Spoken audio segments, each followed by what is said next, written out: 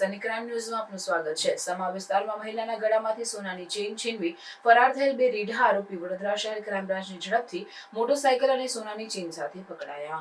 શહેરમાં તાજેતરમાં સોનાની ચેઇન સ્નેચિંગના બનાવો વધી રહ્યા છે। આવા ગુનાઓ અટકાવવા અને અનડિટેક ગુનાઓ ડિટેક્ટ કરવા માટે વડોદરા શહેર પોલીસ કમિશનર નરસિંહા કુમાર સાહેબ, અધિક પોલીસ કમિશનર ડોક્ટર લીના પાટીલ સાહેબ, ડીસીપી યુવરાજસિંહ જાડેજા અને એસીપી એચ.એ. રાઠોડના માર્ગદર્શન હેઠળ ક્રાઇમ બ્રાન્ચની ટીમ સતત કાર્યરત છે। Crime PI R G. Jadeja, PI N G. Jadeja, PSI D R. Desai તથા ટીમના સ્ટાફે મળેલી બાતમીના આધારે આરાધના મલ્ટીપ્લેક્સ પાછળ બહુચરાજી રોડ પરથી બે શંકાસ્પદ ઇસમો જસપાલસિંહ ઉર્ફે જે.કે. ઉર્ફે કુંદન ભરતસિંહ સરદાર અને કૃપાલસિંહ ઝેરીલસિંહ જૂનીને મોટરસાયકલ સાથે રોક્યા।